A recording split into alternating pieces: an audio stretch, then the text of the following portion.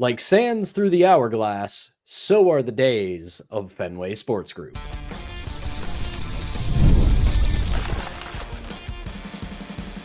You're Locked On Penguins, your daily podcast on the Pittsburgh Penguins.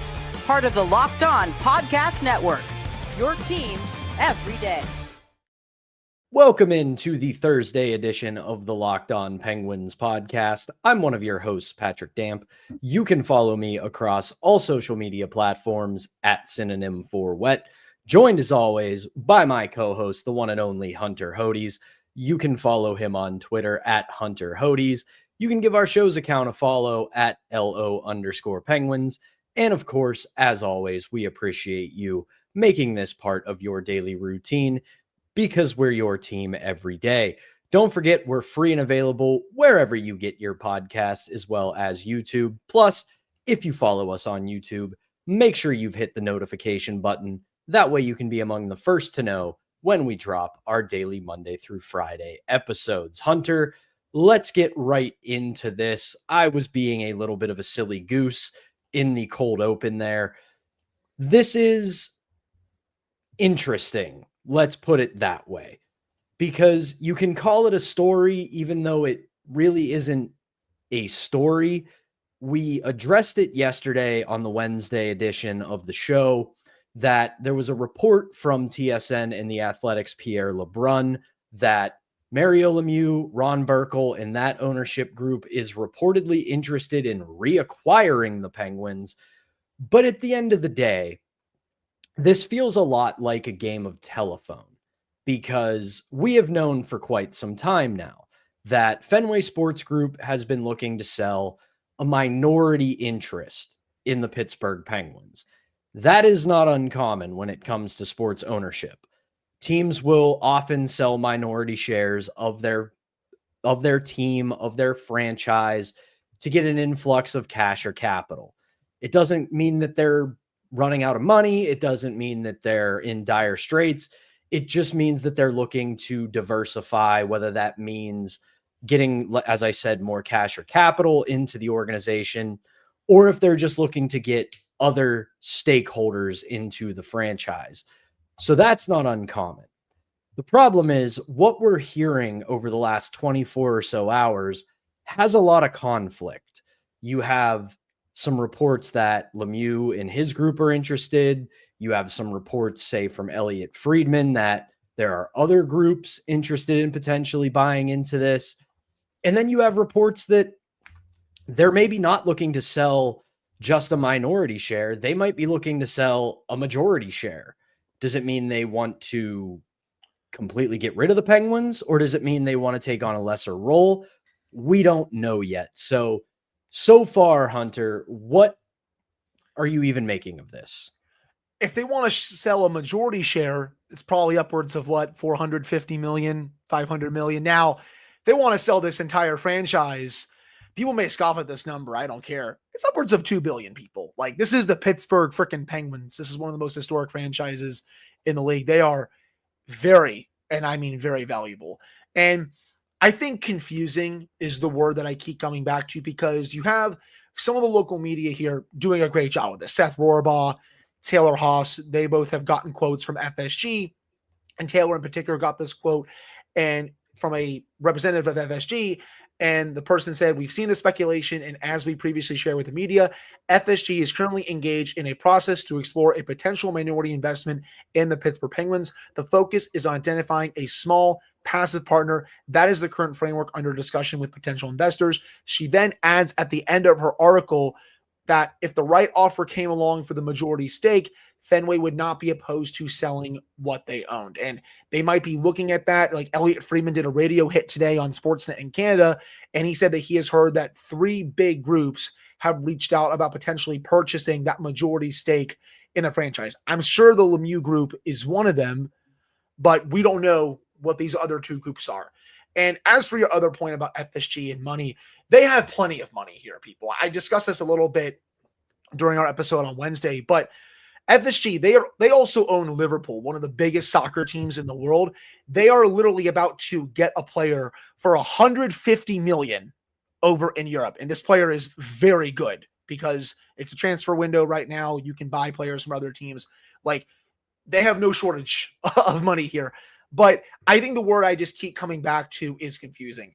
The national guys are kind of saying one thing where it's like, oh, like the majority stake of the team could be for sale. Heck, the entire team could potentially be for sale. And then you have some of the local people like Taylor and Seth, who are also doing a great job, saying that this is just a minority share of the team that's up for sale. I think the biggest thing we just have to say with this, Pat, we'll see what happens.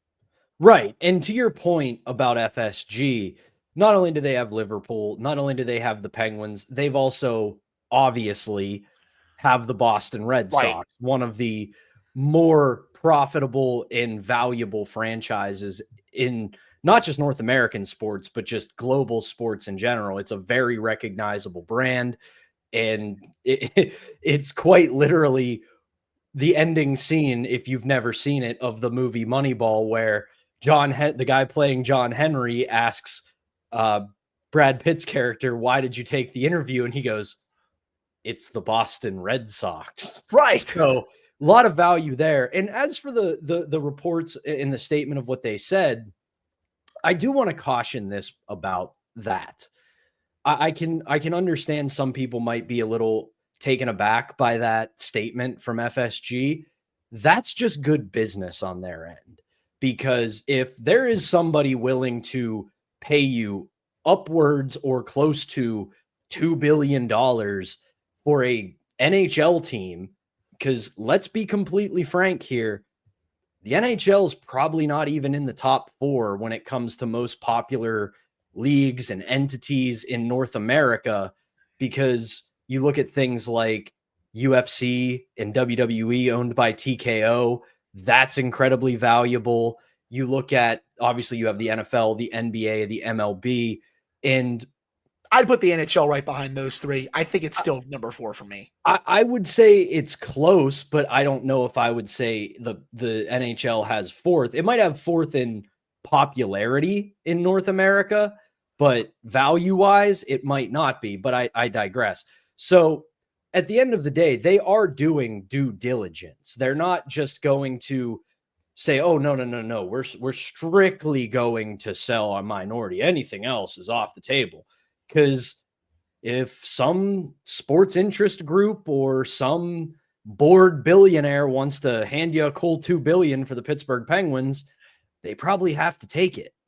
Well, especially for that, because again, they bought the team, Pat, for $900 million back in 2021. It's been 4 years since then. You get an offer for the entire team, not just the majority stakes, but you get an offer for close to $2 billion, even 1.7, 1.8, 1.9 billion. Like, that's something you, at the very least, you have to consider. If not, just hang up the phone and say, yes, we're doing that right away. Again, we're not sitting here saying that's going to happen, but there definitely seems like there are interested parties in at least buying a majority stakes of the Pittsburgh Penguins. Again, let's just see what happens here. I think this is going to be a process that drags out for a while.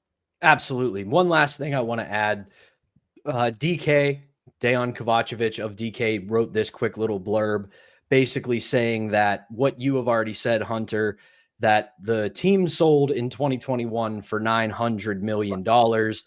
Between the arena upgrades, Sidney Crosby and company still being around, it wouldn't shock me if the team has gone up in value. Now, they're probably not at $2 billion just yet, but I would say they have certainly crossed $1 billion when you bring in the upgrades that they've done to PPG Paints Arena, the NHL TV rights deals that have come down the pipe over the past couple of years. So this probably isn't a depreciating asset for Fenway.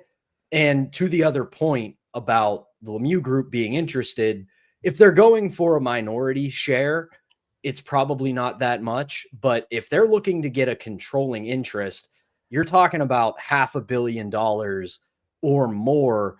And while Ron Burkle probably has that, like DK, I'm a little doubtful David Morehouse and Mario Lemieux have a cool $500 million just sitting around that they can use to rebuy the Penguins. But as you said, we will see what happens over the next coming weeks and months and maybe even years with what happens with this ownership saga.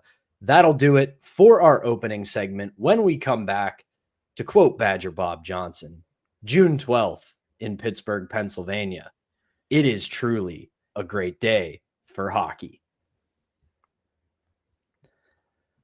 But first, we got to tell you about today's sponsor, and that is Wonderful Pistachios. If you're looking for a snack that is both delicious and nutritious, crack into a good source of protein with Wonderful Pistachios. Wonderful Pistachios, it is one of the highest protein nuts, and each 1 ounce serving has 6 grams of protein, giving you over 10% of your daily value. Plus, these nuts are packed with fiber and better for you unsaturated fats to help keep you feeling fuller longer. I've said it before, I will say it again as long as Wonderful Pistachios stays on board. I am a big fan of the no shells variety, especially as I try to get my short little butt back into shape. I need that extra protein boost, and the no shells variety does that for me, whether I'm on the go, at the office, or just at home and need a quick snack. But if you're looking for that satisfying crunch, the in-shell classic option is always right there for you. So get snacking and get cracking with the snack that packs a protein punch. Visit wonderfulpistachios.com to learn more. Welcome back into the Thursday edition of Locked On Penguins. I'm Patrick Damp, right alongside my good pal Hunter Hodes. And whether it's 2009 or 2016, when June 12th comes up on the calendar for us Penguins fans, it is always a great day for hockey. Penguins defeat the Detroit Red Wings in a rematch of the Stanley Cup Final in 2009. And then in 2016, Sidney Crosby and his super friends get their second Stanley Cup against the San Jose Sharks. Both Stanley Cups won on the road. 2009, the historic Joe Louis Arena, and then 2016, the SAP Center in San Jose, California. But here's how I want to break this one up, Hunter. 2009, it felt like the beginning. It felt like the first of many. 2016, it was a sigh of relief. You got to wax poetic a little bit about the 2009 Cup Final when I was traveling down to the beach about a week and a half ago. So I think it's only right that it's my turn to do that as well. Before that you do, series though, Hunter, before you do, I have to make a bit of a correction or add something to my waxing poetic from 2009, because my good friend, former hockey teammate and current beer league hockey teammate, my good buddy Jeff, listened to that episode and reminded me I forgot one great thing about the 2009 championship. When the clock hit 0, I was at my friend Jeff's parents' house with a bunch of hockey teammates, our parents, and so forth. When the clock hit 0, my little butt got dogpiled on the couch. And you know who led that dog pile? No, it was not Jeff. It was my 50-year-old father jumping on top of me to celebrate a Penguins Stanley Cup. Sorry to interrupt you. I had to make sure I got that out there for Jeff. I know you're listening, buddy. And you're right. I did forget to mention that. Okay, well, that's a good story. But I will say, I remember my mom in 2009 was almost in tears just because that cup run had been such a long time coming. She hadn't seen one since 92. That was obviously the first for me, since I was only at the time 11 years old. I was going to turn 12 that year. But I remember just my mom going absolutely nuts, almost tears coming down her face. But I knew that series was different, or could be different, in Game 4 when Jordan Staal went right around Brian Rafalski to score that shorthanded goal in the arena went nuts. And that's Brian Rafalski, man. Great in all three zones. He was still awesome for the Red Wings that year. And Staal, even though he was young at the time, he turned him into a complete pylon and went right around him. And then just a few minutes later, the quote-unquote goal between Crosby and Malkin sends the arena and everyone outside of it into a frenzy. You remember those watch parties that they would show outside of Mellon Arena where all the fans would just be going nuts? Heck, they did do them for PPG Paints Arena. We've seen the pictures for 16 and 17 when the Penguins had a chance to win the cup, especially in 16 for Game 5 against the Sharks. Almost all of downtown had to be closed because there's like 2 or 3 watch parties. There's one in Market Square, one right outside the arena. There's another one somewhere else, I think, in the city. It was absolutely nuts. But, you know, he gets mauled by Letang. And then Malkin gets there. He's screaming right over top of them. Detroit calls timeout to calm their players down. And you just see the camera panning to everyone in the arena.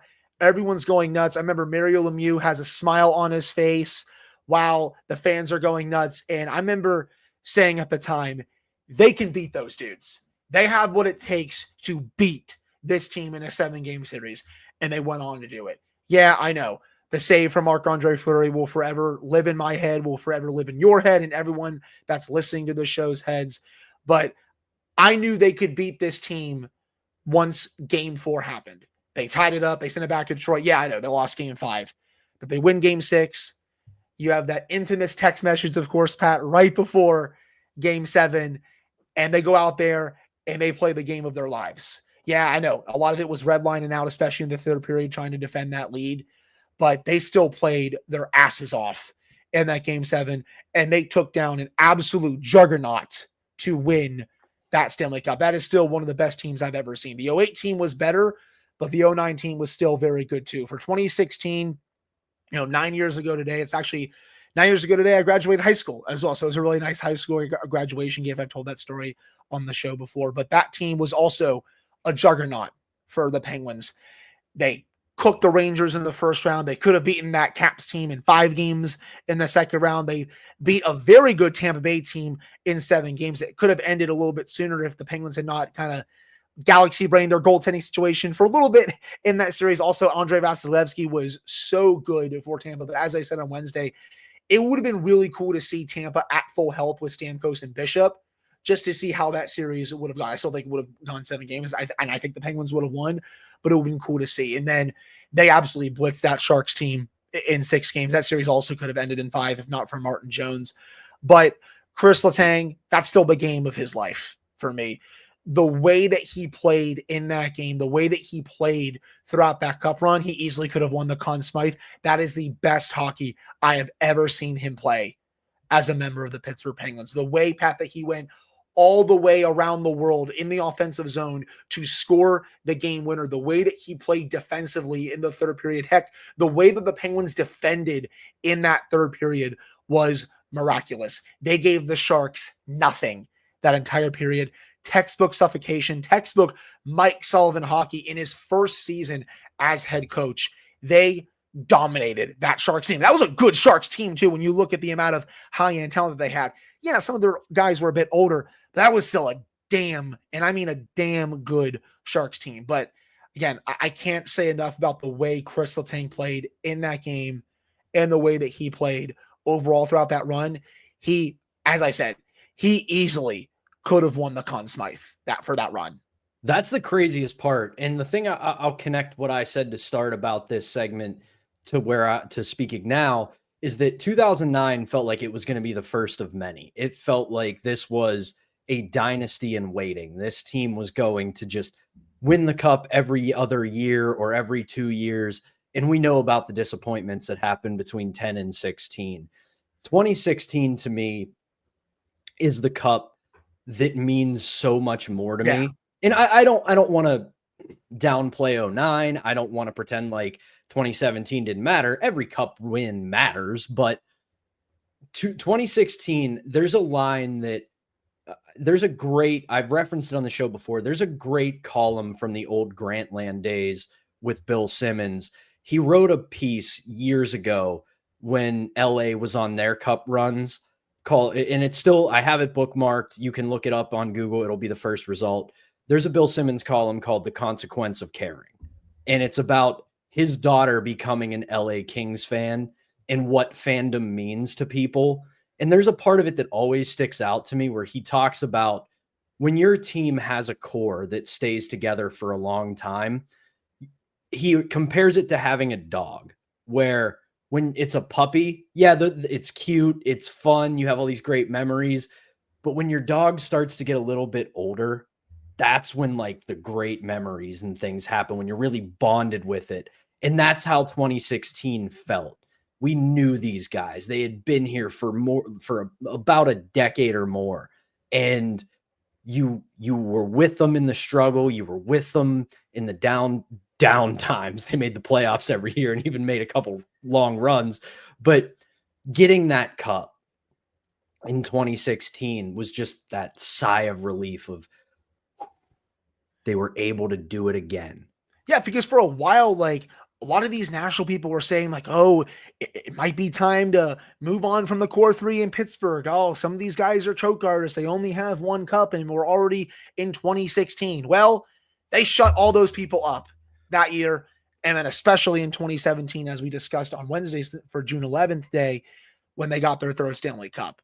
You're right. It was just a huge sigh of relief because they were able to get back to the top of the mountain after so many failed series after that. You think of, the year that Crosby and Malkin were out against Tampa Bay. That one really stung just because they were both not able to play. You think of that series against the Flyers, how they came completely undone.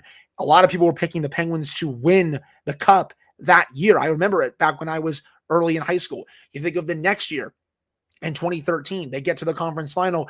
Literally, I remember going on ESPN, looking at the series predictions and all these other websites.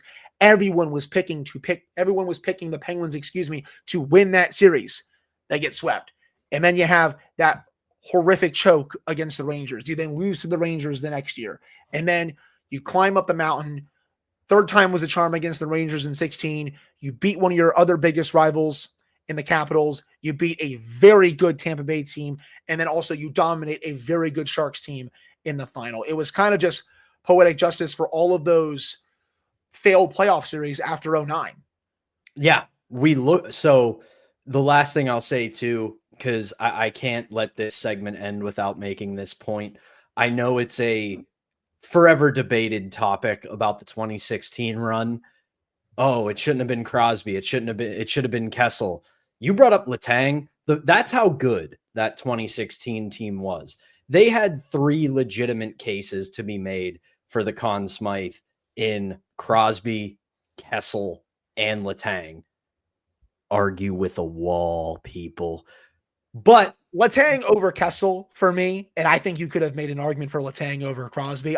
If people still want to say that, I will not argue with you. I think he has a very valid case. And also, Pat, just before we end this segment, it's been very busy on Locked On Penguins these last few weeks with a lot of news. We did miss June 1st day, the 1992 sweep over the Chicago Blackhawks, and we also missed, we're a couple weeks late, May 25th, the first Stanley Cup win in franchise history over the Minnesota North Stars. Do you remember anything from those runs, Pat?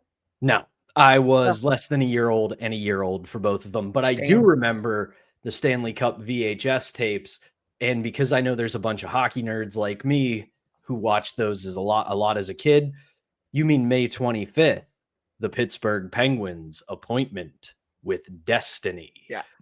But that'll do it for our middle segment. We looked at the past. Now we got to look at the present. When we come back, tonight is Game 4 of the Stanley Cup Final. We will talk about that really quick to end the show. But before we do that, we got to take a quick break. Stick with us. We'll be right back.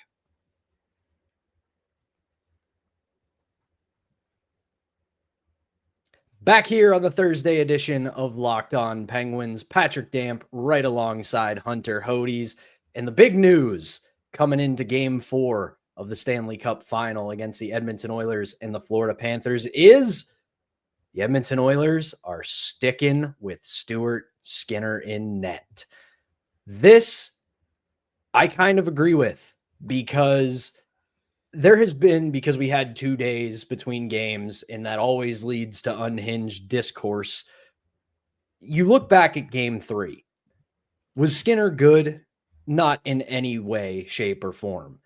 But can you put the loss on him? I don't think so.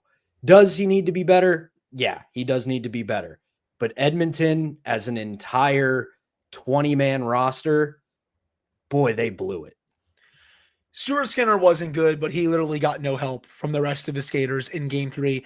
The Oilers only had 3 high danger chances at 5-on-5 in game 3. They got nothing from Connor and they got nothing from Leon, which is stunning just because they have been so damn good in these playoffs. Once again, that is the worst I have seen the Oilers play since games 1 and games 2 of their first round series against the Kings, where they just got absolutely obliterated by the Kings before obviously coming back to win 4 straight against that team. And they will both need to be a lot better if they want to tie this up and make it a best of 3 going back to Alberta. The Oilers kind of lost their way in game 3. I kind of made this reference earlier this week where I felt like it was kind of like Penguins Flyers in 2012, where the Flyers did everything they could to get the Penguins off their game, and they exactly did that. But the Panthers are also just such good at trolling the opposition. I kind of compare it to playing in like a multiplayer lobby, Call of Duty, any FPS shooter game where the guy on the other team is dropping 50 to 60 kills and you have proximity chat on and he's just trolling you guys on the other team, trying to get a rise out of you, and you snap and you get mad. And that guy that drops 50, 60 kills, just he starts laughing. He feeds off of it. That's what the Panthers are doing.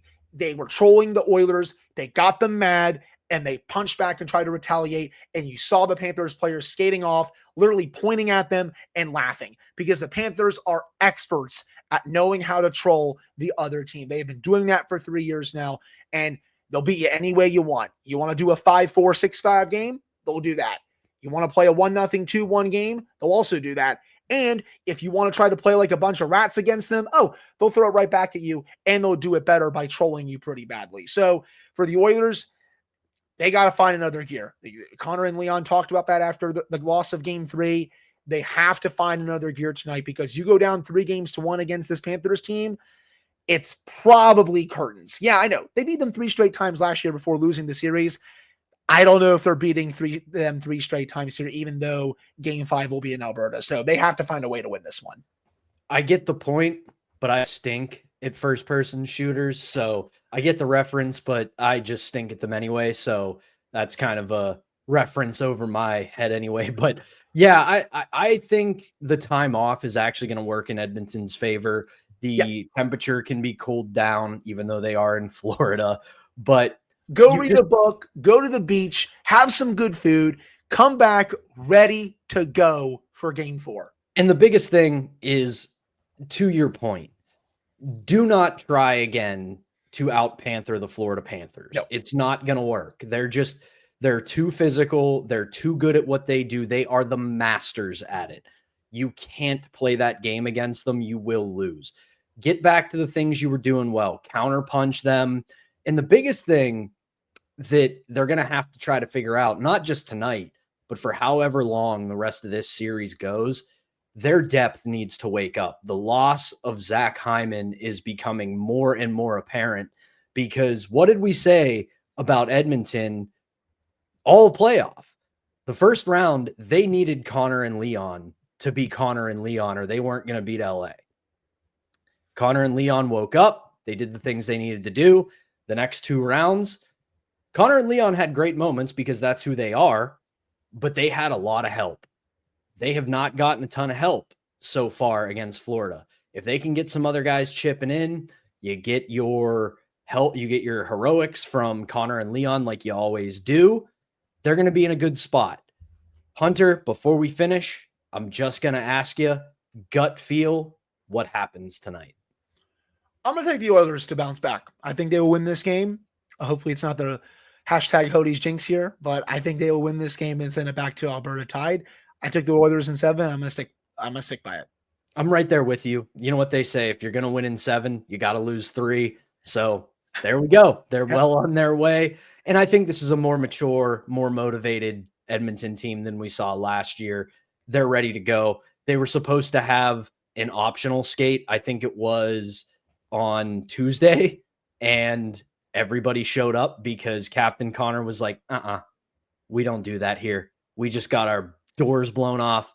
We got to get back to work. I think it's going to be a hungry, motivated Edmonton team that pushes this thing back to even, and we get a best of 3 for the Stanley Cup. But that is going to do it for the Thursday edition of Locked On Penguins. Hunter and I will be back with a brand new episode for you on Friday, and it is Fan Take Friday. We will post a post on our YouTube channel as well as our Twitter account for you to send in, whether it's questions, hot takes, you name it, and we will talk about them on our Friday show. But for now, for Hunter Hodes, I'm Patrick Damp. Thank you as always for tuning in. We'll be back on Friday.